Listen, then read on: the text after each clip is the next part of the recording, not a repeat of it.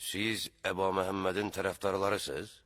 Bəli, bəli, bəli. Onu imamlığa seçmişsiniz? Bəli, bəli. Onunla beyyət eləmişsiniz? Bəli, bəli. Bəli. Elə isə yalnız onun dediğini eləyin. Nə mənim, nə geysin. Başqa heç kimin. Heç bir söz deməyəcəyik ona. Həsən İbn Əli deyir, mən Muaviyyəni haqqa dəvət elədim. Qəbul eləsə sizlərdən biridir. Etiraz eləsə ona qarşı müqavimət göstərilməlidir. Biz yalnız imamın göstərişinə əməl eləyəcəyik. Biz müharibə şərti ilə onunla beyyət eləmişik. Elə isə döyüş. Daxilindəki şeytanla döyüş. Sən əmr, sülh elə. Vücudundakı Allahı səsləyən hissə ilə, əgər səsləyirsə. Dediz, Əba Məhəmmədin tərəfdarlarısınız.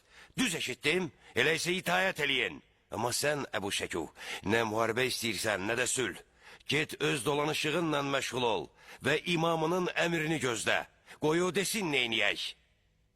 Həsən İbn Əli beyyətə əl uzadanda heç kimdən şərt bağlamayıb və salam.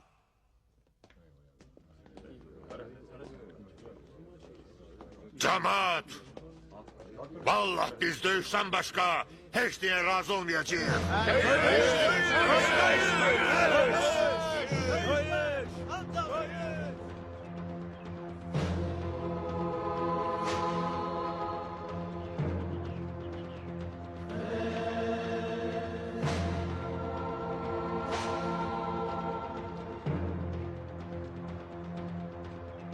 Əbu Abdullah, biz elə indi qardaşım Həsən evindən gəlirik.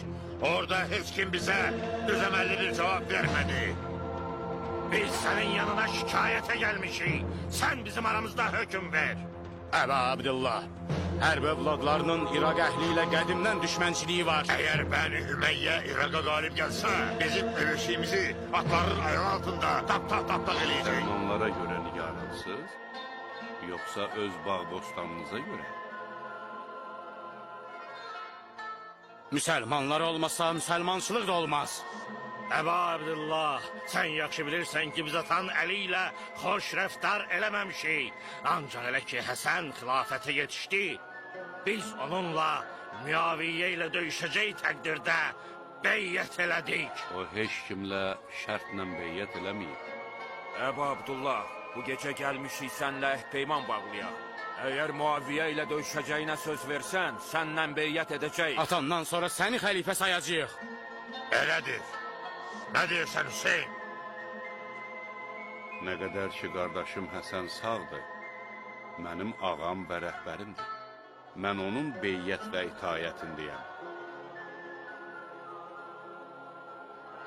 Səbr elə Əba Abdullah, səbr elə. Qaydaq.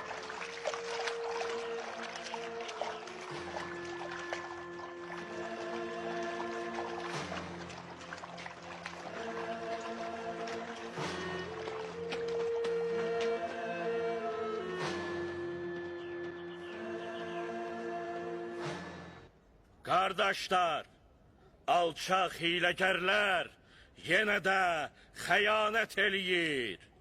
Zəhərli xəncəri insafsızcasına haqqa tərəf uzadırlar. Məlun Bərək İbni Abdullahın əlinə qılınc vermiş həmin şəxs o vaxtda məzlum Osmanın axırına çıxdı. Niyə belə eləyirlər? Niyə belə eləyirlər?